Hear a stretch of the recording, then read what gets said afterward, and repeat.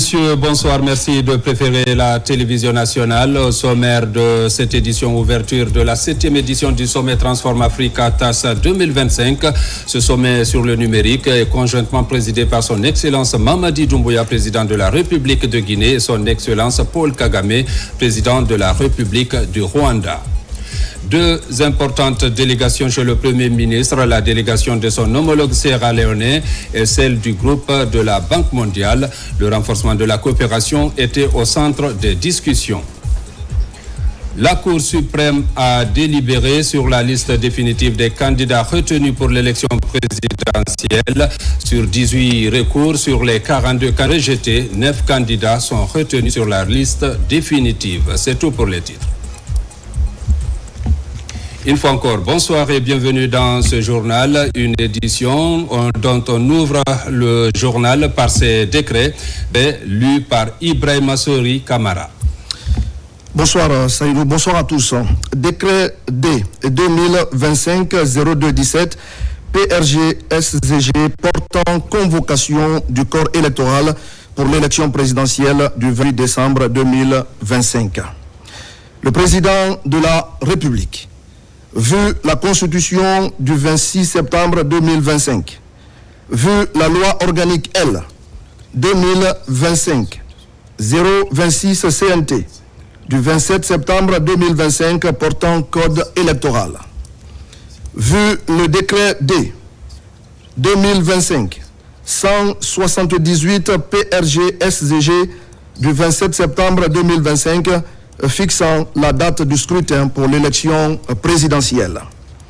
Vu l'arrêté numéro 002 CS 2025 de la Cour suprême portant publication de la liste définitive des candidats retenus pour l'élection présidentielle du 28 décembre 2025. Le Conseil des ministres entendu décrète. Article 1er. Le corps électoral guinéen est convoqué le dimanche 28 décembre 2025 pour l'élection du président de la République. Article 2. Les bureaux de vote sont ouverts à 7 h et clos à 18 h. Article 3. Conformément aux dispositions de l'article 79 du Code électoral, le vote se fera à bulletin unique. Article 4. Le ministre de l'Administration du Territoire et de la Décentralisation, le ministre des Affaires étrangères, de l'intégration africaine et des Guinéens établis à l'étranger, le garde des Sceaux, ministre de la Justice et des Droits de l'Homme, le ministre de la Sécurité et de la Protection civile, le ministre de la Défense nationale, le ministre de l'Économie et des Finances, le ministre du Budget et conformément à l'article 341 du Code électoral, la Direction générale des élections DGE et l'Observatoire national autonome de supervision du référendum constitutionnel ONASUR sont chargés, chacun en ce qui le concerne, de l'application du présent décret. Article 5.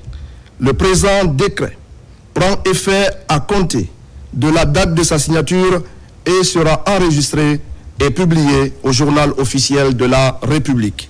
Conakry, le 13 novembre 2025, signé président Mamadi Doumbouya. Dans l'actualité encore, Conakry accueille la 7e édition du sommet Transform Africa TAS 2025.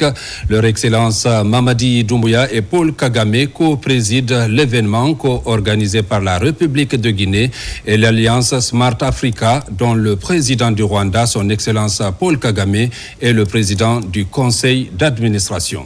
Compte rendu, adjudant-chef Aboukar Kamara.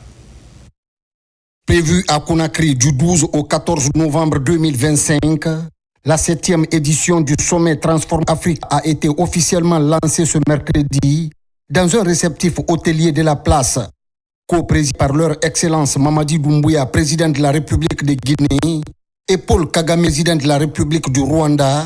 La cérémonie d'ouverture a mobilisé plusieurs chefs d'État, des ministres, des investisseurs et des entrepreneurs, entre autres. En prélude à ce lancement officiel, les deux hommes d'État ont tout d'abord eu un tête-à-tête. Par la suite, ils ont procédé à la visite des stands installés à cet effet. Ce grand rendez-vous historique et panafricain, organisé sous la direction de Smart Africa en collaboration avec le ministère des Postes, des Télécommunications et de l'économie numérique, intervient un jour seulement après le lancement officiel de l'exploitation du méga-projet Simandou. Hier, la Guinée lançait le plus grand projet minier d'Afrique. Aujourd'hui, elle accueille le plus grand sommet du continent sur le numérique. Deux événements, deux symboles, un seul message.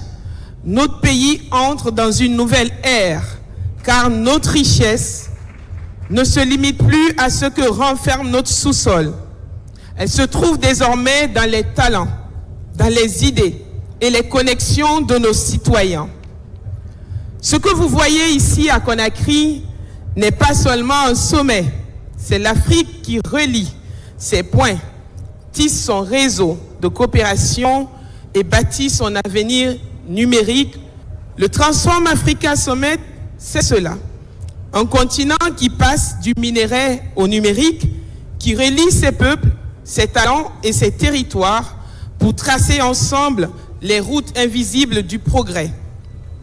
C'est pourquoi, c'est pour moi un immense honneur et une profonde émotion de vous souhaiter la bienvenue à Conakry, dans cette terre d'hospitalité et d'avenir, pour cette 7e édition du Transform Africa Summit, la première jamais organisée en Afrique francophone et en Afrique de l'Ouest. Bienvenue chez nous, chez vous, dans une Guinée qui croit au numérique, dans une Afrique qui se rassemble pour écrire ensemble la prochaine page de son histoire technologique. Avec pour thème évocateur l'intelligence artificielle IA pour l'Afrique, innover localement, impacter globalement, le Transform Africa Summit 2025 s'articule autour de 3 priorités. Former une nouvelle génération de spécialistes africains de la donnée, créer un environnement réglementaire favorable à une IA éthique et responsable, stimuler les investissements pour permettre aux innovations de franchir les frontières. La République de la Guinée a démontré ici une détermination et une passion exceptionnelle en liant ce sommet Transform Africa Summit, réaffirmant ainsi son leadership, son engagement dans l'agenda de la transformation numérique du continent. Sa vision pour avoir rendu possible ce sommet historique, le tout premier jamais organisé en Afrique de l'Ouest. Ce sommet Transform Africa 2025 intervient à un moment déterminant pour notre continent. L'intelligence artificielle redéfinit la manière dont les nations se développent, dont nos économies et nos sociétés évoluent. Mais pour l'Afrique, l'IA représente bien plus qu'une technologie. Excellence. C'est une opportunité de repenser le développement à partir de nos réalités, de nos talents et de nos ingéniosités. L'histoire de l'IA en Afrique, Excellence, n'est pas une histoire de machines remplaçant les hommes. C'est une histoire d'une Afrique qui met la technologie au service de ses besoins et de ses aspirations. C'est pourquoi d'ailleurs le thème de ce sommet, l'IA pour l'Afrique, innover localement, impacter globalement, a une résonance particulière. Sous le leadership des 2 chefs d'État, les républiques de Guinée et du Rwanda ont signé plusieurs protocoles d'accord, notamment dans les domaines de la santé, de l'agriculture, de la technologie et des infrastructures. Dans un élan de solidarité et de confiance mutuelle, axé sur le panafricanisme, ces actions se concrétisent sur le terrain grâce à la ferme volonté de ces 2 présidents visionnaires de faire rayonner leurs pays respectifs. Leur Excellence Mamadi Doumbouya et Paul Kagame ont à cette occasion salué les excellentes relations d'amitié, de fraternité et de coopération entre les peuples guinéens et rwandais. More than a decade ago, the Transform Africa Summit was launched in Kigali. Back then, a digital revolution was unfolding globally. Il y a plus d'une décennie, le sommet Transform Africa a été lancé à Kigali. À l'époque, la révolution numérique se déroulait à l'échelle mondiale. Les opportunités qui s'offraient à nous étaient claires. Investir dans le haut débit et faire de la connectivité un levier stratégique pour consolider la mise en place de l'Alliance Smart Africa. Grâce au leadership de l'Ancien Koné, ce partenariat continue de croître avec un total de 42 pays membres. Les engagements que nous avons pris au début de ce voyage tiennent toujours et avec le soutien de nos partenaires, nous progressons rapidement. La seule différence est qu'aujourd'hui, nous devons faire face à une situation plus complexe où l'évolution de la technologie de pointe se déroule à un rythme beaucoup plus rapide. Intelligence artificielle, le thème du sommet de cette année en est un exemple. Pour l'Afrique, le succès dépendra non seulement de la rapidité avec laquelle nous allons déployer cet outil, mais aussi des domaines dans lesquels nous choisirons de l'appliquer. Les solutions les mieux adaptées à notre contexte et à nos priorités de développement offriront les bénéfices les plus durables à notre capital humain. To our context and development needs will bring the maximum gains to our human capital. Je souhaite la bienvenue à Monsieur le Président Paul Kagame, mon frère, ainsi qu'à tous les invités ici présents sur la terre africaine de Guinée. Cette Guinée qui est notre paradis, terre de richesse et d'innovation. Nous sommes très heureux et honorés d'accueillir cette 7e du Transform Africa Summit pour l'Afrique. Innover localement, impacter globalement, qui est parfaitement aligné avec ma vision du programme de développement socio-économique durable et responsable pour les 15 prochaines années. Simandou 2040, notamment le pilier numéro 3 de ce programme consacré aux nouvelles technologies pour améliorer le bien-être de nos populations. Je vous invite à mettre à profit ces 2 jours d'échanges constructifs sur la terre panafricaine de Guinée pour trouver des solutions adaptées à nos besoins et à ceux des générations futures face à l'innovation rapide de l'intelligence artificielle et des nouvelles technologies.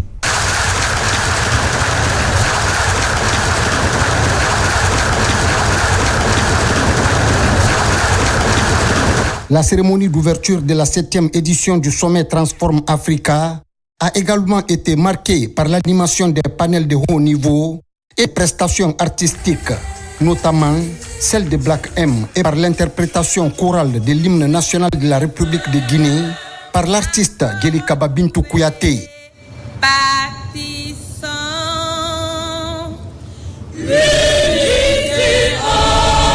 africaine dans l'indépendance retrouvée.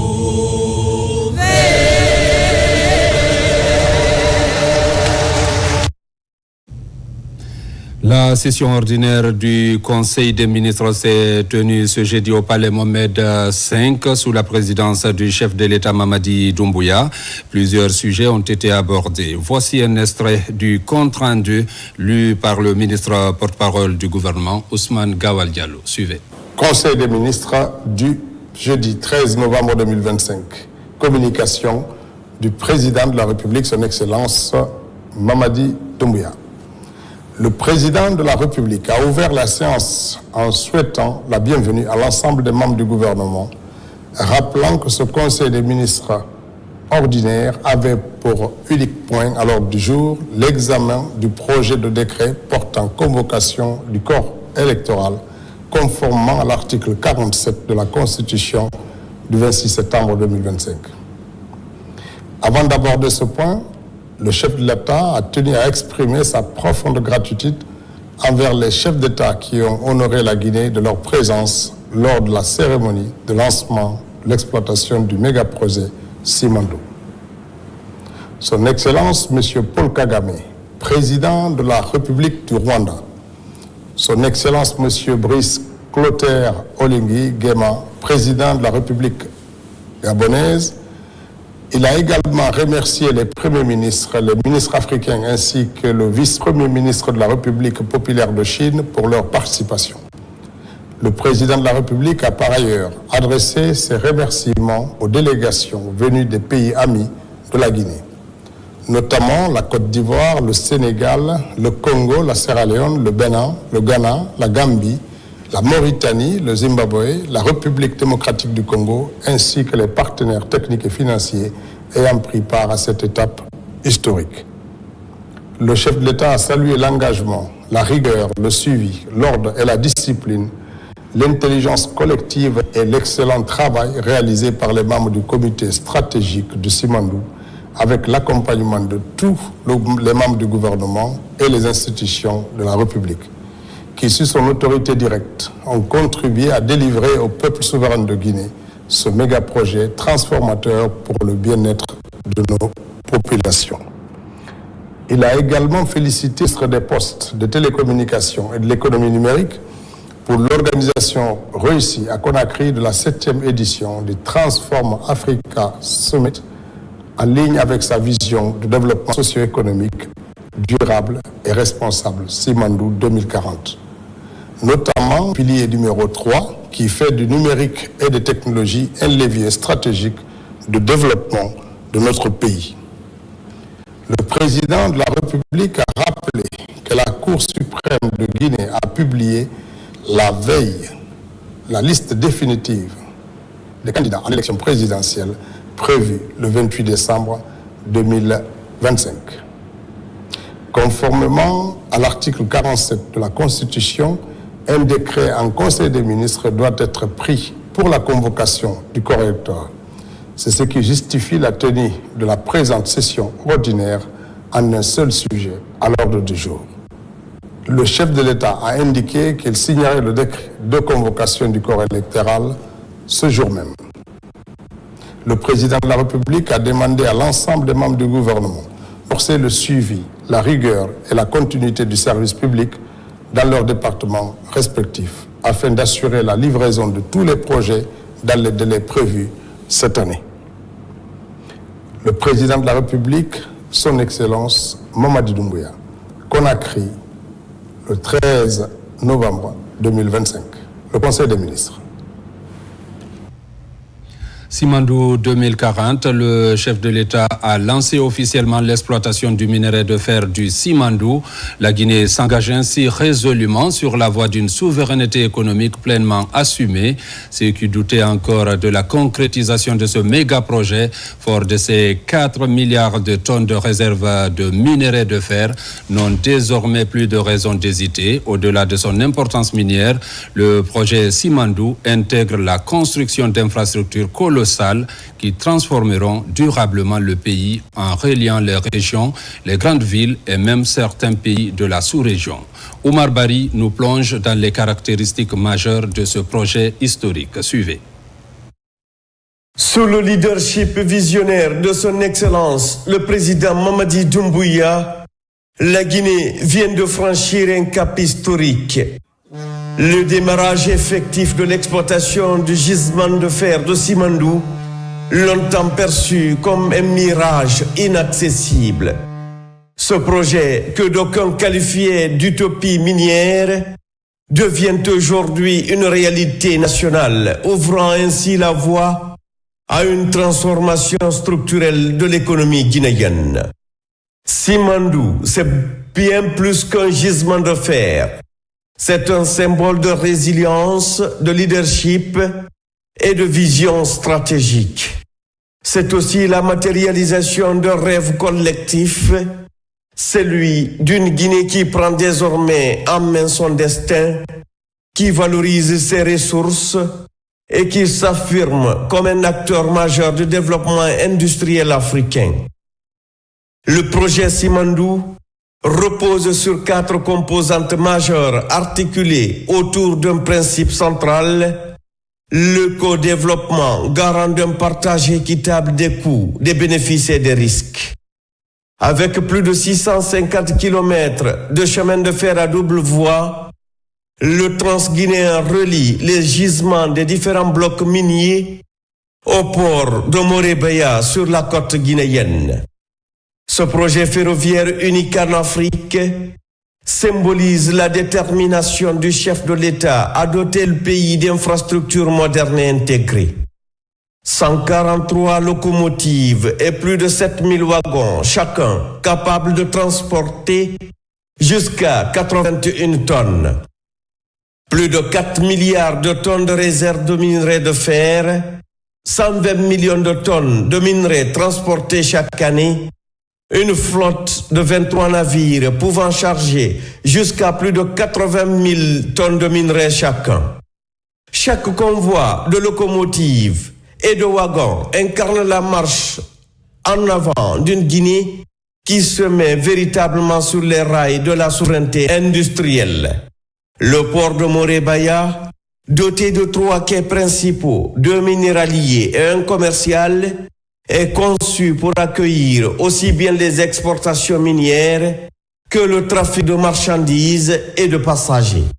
Il comprend 30 lignes de contrôle, 16 km de convoyeurs à bande, 4 culbuteurs appelés casse-dumpeuses, 6 empileurs et 4 chargeurs de navires, 16 bâtiments modernes composés de bureaux, logements, cantines, postes de douane et centres de support. Ce port, vitrine de la modernité industrielle guinéenne, sera un véritable hub logistique sous-régional. Les blocs 1 et 2 sont opérés par Winning Consortium Simandou et son partenaire stratégique Baou, géant mondial de l'acier. Les blocs 3 et 4 sont détenus par Rio Tinto Simfer, Chinalco.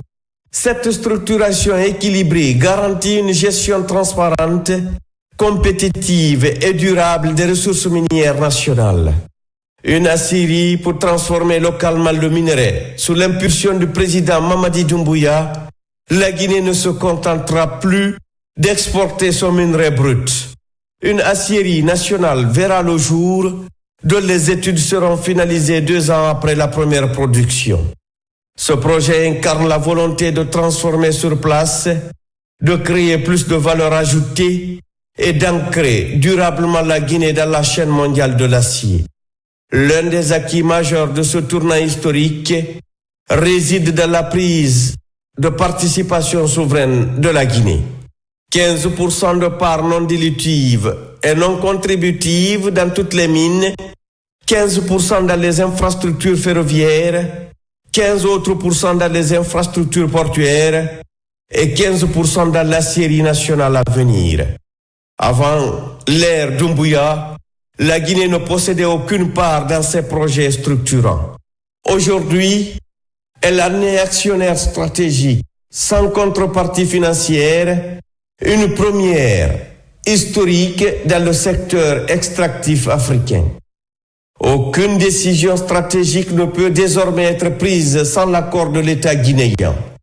Le président Mamadi Doumbouya a placé le projet Simandou au cœur d'une vision économique souveraine fondée sur 3 piliers.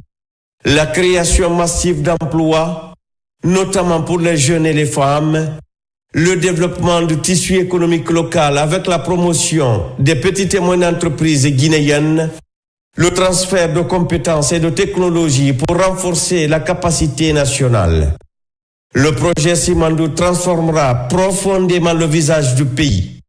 Modernisation des infrastructures, désenclavement des régions, dynamisation du commerce intérieur et des exportations, autonomisation des communautés locales, entre autres. Simandou, c'est l'avenir qui écrit aujourd'hui. C'est la Guinée qui s'élève, qui se forge une place dans l'histoire industrielle du continent et du monde entier. Sous la conduite du président Mamadi Doumbouya, la Guinée réalise enfin ce que des générations entières n'avaient osé espérer. Avec le souffle du vent de Simandou et la lumière des montagnes ancestrales, la Guinée ne se raconte plus. Elle se relève, elle s'affirme, elle s'accomplit. Et au palais Mohamed V, le président Mamadi Doumbouya vient de recevoir le vice-premier ministre chinois, émissaire du président Xi Jinping à la tête d'une forte délégation.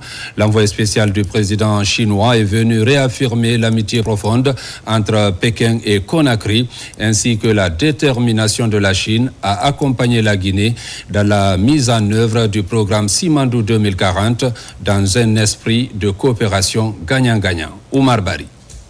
Après avoir pris part au démarrage officiel de l'exploitation du Simandou, le vice-premier ministre de la République populaire Chine, Liu Guozhong, émissaire du président Xi Jinping, a été reçu dans la soirée de ce mardi 11 novembre 2025 au palais Mohamed V par le président de la République Mamadi Doumbouya.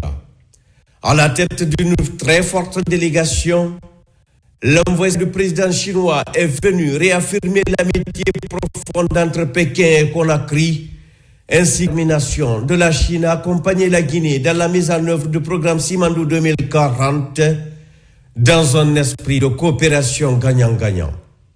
Depuis la participation du président Mamadi Doumbouya au Forum sur la coopération sino-guinéenne FOCAC à Pékin en septembre 2024, les relations entre la Guinée et la Chine ont franchi un cap stratégique et décisif, marqué par une intention des échanges et une coopération renforcée dans des secteurs clés.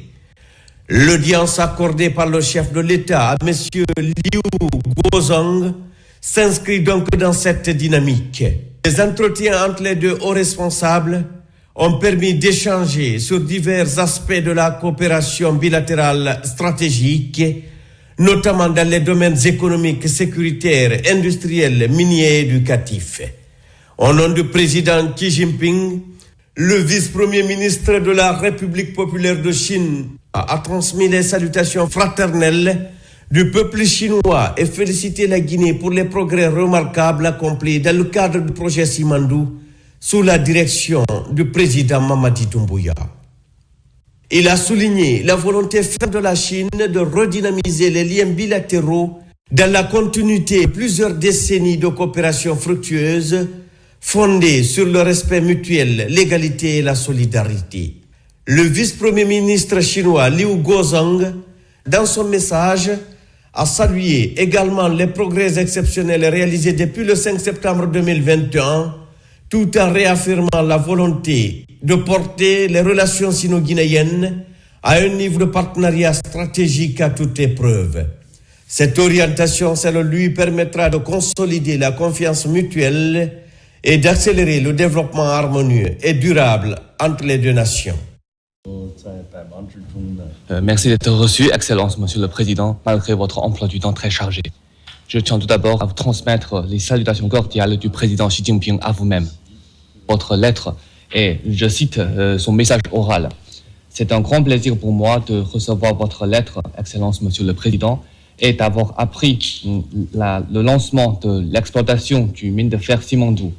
Je cherche Monsieur Liu Guozhong, membre du bureau politique du comité central du Parti communiste chinois et vice-premier ministre du Conseil des affaires d'État, a participé à la cérémonie en tant que mon représentant spécial. Grâce aux efforts conjoints des peuples chinois et guinéens et des différentes parties, ce méga-projet intégré a été réalisé avec efficacité dans un délai rapide. Je vous en félicite chaleureusement. C'est le projet du siècle tant espéré par le peuple guinéen, mais aussi un fruit de l'amitié et de la coopération sino-guinéenne et sino-africaine de près de 7 décennies, ce qui apportera une grande contribution au développement économique de votre pays et à la mise en œuvre du programme Simandou 2040. Très attaché à l'amitié traditionnelle sino-guinéenne, j'entends travailler ensemble avec vous, Excellence, Monsieur le Président, à promouvoir un développement de qualité de la coopération sino-guinéenne au plus grand bénéfice de nos deux peuples. Fin de citation. En septembre dernier, vous avez participé au sommet de Beijing du FOCAC et en marge duquel vous avez eu un entretien avec le président Xi Jinping, donnant l'orientation à suivre pour les relations sino-guinéennes, ce qui a déjà été inscrit dans les annales de l'amitié sino-guinéenne. C'est la première fois que je suis venu au Guinée et la deuxième fois en Afrique. Et j'ai pu mesurer de mes propres yeux le développement économique et social de votre pays et le bien-être de la population, ce qui m'a beaucoup impressionné. J'ai pu mesurer de mes propres yeux, c'est une terre prometteuse, belle et prospère. Et monsieur l'ambassadeur Sun Yong m'a dit que sous votre conduite pendant ces 4 dernières années, votre pays a connu un développement vigoureux et les dépenses fiscales sont surtout destinées au bien-être de la population. Nous l'apprécions hautement. Le président Mamadi Doumbouya a rappelé que la Guinée fut le premier pays d'Afrique subsaharienne à établir des relations diplomatiques avec la Chine seulement 12 jours après la proclamation de son indépendance, le 2 octobre 1958. Ce geste historique symbolise la profondeur et la constance de l'amitié sino-guinéenne. Le chef de l'État a salué l'appui constant de la Chine dans la mise en œuvre des projets structurants pour la Guinée, notamment à travers le projet Simandou, la construction d'infrastructures, la coopération énergétique et technologique ainsi que le soutien à la formation et à la recherche. Le président Mamadi Doumbouya a réitéré son engagement à poursuivre le renforcement de la coopération pragmatique avec la Chine et à ouvrir de nouvelles opportunités pour le développement des deux peuples. Il a également transmis les salutations du peuple souverain de Guinée aux autorités et au peuple chinois, tout en souhaitant bon retour à la délégation conduite par le vice-premier ministre Liu Guozong. Le ministre des Affaires étrangères, de l'intégration africaine et des Guinéens établis à l'étranger, Dr Morissanda Kouyaté, a mis en exergue les avancées remarquables de la diplomatie guinéenne, devenue plus dynamique et proactive sous l'impulsion du président de la République, Mamadi Doumbouya, ainsi que le renforcement continu des relations bilatérales avec les partenaires de la Guinée. La lettre du président Xi Jinping a été lue devant le chef de l'État, le président Doumbouya. Et de hautes appréciations ont été adressées au peuple guinéen et à son président. Mais surtout, ce qui est important, c'est que c'est la première fois que l'envoyé spécial du chef de l'État soit de ce rang. D'habitude, c'est le ministre qui l'envoie. Mais celui-ci, c'est le vice-premier ministre chargé des affaires d'État, membre du bureau politique national du comité central du Parti communiste chinois. Et ils ont aussi parlé d'avenir, du présent et de l'avenir. Le chef de l'État, le président Doumbouya, a brossé de façon exhaustive sa vision pour notre pays. Le président Xi Jinping dit qu'il continuera à accompagner le chef de l'État guinéen dans sa quête de prospérité pour son pays. C'est tout dire. Cette rencontre, les Mohamed V, marque une nouvelle étape dans l'histoire des relations sino-guinéennes et traduit la volonté commune des deux chefs d'État de continuer à œuvrer ensemble pour le bien-être de leur peuple et le renforcement durable de leur partenariat stratégique. À la primature, ce jeudi, le Premier ministre Amadou Riba a reçu successivement 2 importantes délégations. D'abord, la délégation de son homologue sierra-léonais, ensuite celle du groupe de la Banque mondiale. 2 rencontres de haut niveau qui illustrent la vitalité de la diplomatie guinéenne et la confiance renouvelée des partenaires dans la dynamique de transformation économique engagée par le gouvernement. Compte rendu, Ousmane Bangoura. À la primature, l'accueil est empreint de fraternité entre les 2 nations voisines et amies. Le Premier ministre Amadou Riba, entouré des membres du cabinet, reçoit son homologue de Sierra Leone, David Moana Senghé, à la tête d'une importante délégation. Cette visite s'inscrit dans le cadre du renforcement des relations d'amitié et de coopération entre la République de Guinée et la République sœur de Sierra Leone. Portant un message du président Julius Maada Bio à son frère et homologue, le président Mamadi Doumbouya. Le Premier ministre sierra-léonais a salué la vision et le leadership du chef de l'État guinéen, notamment à travers le projet Simandou et l'initiative Smart Africa. At the launching of the operations of the Simandou 2040 project. Ils apprécient ce projet intégrateur que la Guinée a pu mobiliser tous les grands partenaires au monde pour faire ce projet. Donc pour eux, le projet Simandou, c'est une inspiration. Mais aussi saluer le leadership et la vision du chef de l'État, le président Mamadi Doumbouya.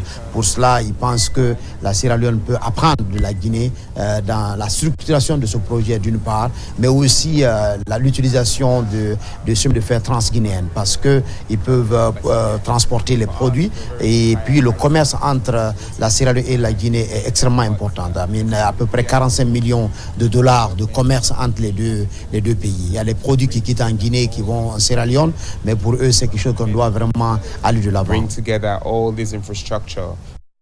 Cette rencontre traduit la détermination des 2 gouvernements à bâtir un partenariat durable au service du développement partagé.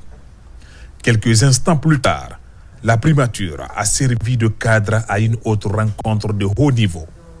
Le Premier ministre Amadou Riba a reçu une forte délégation du groupe de la Banque mondiale, conduite par Marie Chantal, directrice pour la Guinée, la Côte d'Ivoire, le Bénin et le Togo, et Nathalie Kouassi, directrice Afrique de l'Ouest. La mission est venue réaffirmer la volonté du groupe d'accompagner la Guinée dans ses priorités de développement. Nous pensons que Simandou 2040 représente une vision très structurée et qui touche aux questions de développement les plus cruciaux de ce pays. Et donc nous allons prendre ce moment pour écouter le gouvernement, mais également comme partenaire, échanger pour arriver à avoir vraiment un programme pour les 5 prochaines années où le groupe de la Banque mondiale sera à côté du gouvernement. On parle de 5 ans, mais comme on est une institution de développement, on pense au-delà de 5 ans. 2 rencontres, un même objectif, donner un nouvel élan à la transformation économique du pays et affirmer la Guinée comme un acteur incontournable du développement dans la sous-région. À la primature, toujours, le chef du gouvernement a reçu une délégation de la Fédération nationale de la pêche en Guinée, conduite par son président Sori Doumbouya. Cette rencontre a porté sur la contribution du secteur de la pêche à la consolidation de la cohésion sociale, notamment à l'approche de l'élection présidentielle prévue le 28 décembre prochain. Reportage Ousmane Bangoura. C'est une rencontre d'échange et d'écoute à la primature entre le Premier ministre, chef du gouvernement, et les acteurs du secteur de la pêche en Guinée. Conduits par leur président, Sori Doumbouya, les membres de la Fédération nationale de la pêche sont venus partager leur engagement à promouvoir la paix et la cohésion sociale dans un contexte marqué par les préparatifs de l'élection présidentielle du 28 septembre prochain. C'est des personnes qui veulent se mettre à la disposition du directoire pour aller sensibiliser la population à la base. Nous allons se déployer même sur les îles, aller voir la population à la base pour les expliquer le pourquoi voter pour notre candidat Mamadi Doumbouya parce que c'est le candidat de la PES. C'est pourquoi nous sommes venus vraiment en première position. Parce que depuis qu'il est là, les cadres qu'il a déployés au niveau de la PES, nous avons vu, c'est la crème. Vous avez vu, à commencer par le ministre de la PES, qui est vraiment quelqu'un de dynamique. Depuis qu'il est venu, il a essayé de dynamiser. Nous marchons main dans la main. Ça nous prouve que si Mamadi est élu, la PES sera un secteur vraiment développé dans notre pays. En réponse, le Premier ministre a salué l'esprit républicain et le sens de responsabilité des acteurs de la pêche. Il a réitéré l'engagement du gouvernement à soutenir les initiatives visant à renforcer la paix et à encourager un climat électoral apaisé sur l'ensemble du territoire. La participation est très importante. Donc que personne ne dise qu'il va l'emporter sans pour autant mobiliser l'ensemble des électeurs pour qu'ils aillent voter. C'est très important que tous les électeurs aillent voter parce que c'est ça qui confortera la légitimité du candidat Mamadi Doumbouya dès qu'il sera élu. Nous comptons sur vous. Nous avons au niveau du directeur national le pôle mobilisation. L'un des responsables est en face de nous, c'est Keleti Doumbouya. Nous avons également M. Bérété, surnommé Apache. M. Doumbouya, vous vous mettrez en relation avec M. Keleti Doumbouya et M. Apache pour que votre confédération soit bel et bien enregistrée dans la dynamique de la campagne nationale qui va être organisée. Une rencontre placée sous le signe du dialogue et de la responsabilité citoyenne où les acteurs du secteur halieutique réaffirment leur volonté de contribuer à la stabilité du pays et à la réussite du processus électoral en cours. Je vous l'annonçais aussi dans les titres, la Cour suprême a délibéré sur la liste définitive des candidats retenus pour l'élection présidentielle prochaine en son audience du mercredi 12 novembre 2025, ce à l'expiration du délai de 72 heures après publication de la liste provisoire. Les juges de la plus haute juridiction du pays ont examiné 18 recours cas par cas sur les 42 candidatures rejetées, ce qui a abouti à la publication de la liste définitive comportant 9 candidats. Cette décision de la Cour suprême met fin à une autre étape cruciale dans les préparatifs du scrutin présidentiel à 45 jours de la date du 28 décembre 2025. Reportage Amadou Touré, Seydou Bassila. À la suite de la publication des résultats provisoires et conformément à l'expiration du délai de 72 heures, temps de recours prévu par la loi électorale en République de Guinée, la Cour suprême a tenu cette audience ce mercredi 12 novembre 2025. Elle porte sur la délibération sur la liste définitive des candidats retenus pour l'élection présidentielle du 28 décembre 2025. À cette occasion, le ministère public représenté par le procureur général a rappelé. Sur la recevabilité, vous tiendrez compte du délai de 72 heures imparti par la loi. Que par ailleurs, sur le fond des recours, vous tiendrez compte de l'énumération des pièces faites notamment à l'article 129 du Code électoral.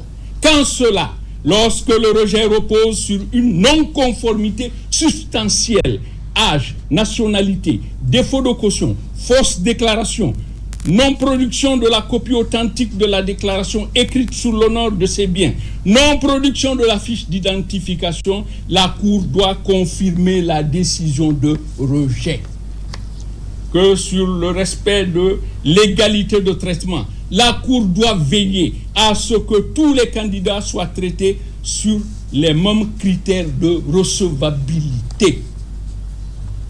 Qu'aucune faveur ni rigueur particulière ne doit être accordée à un candidat.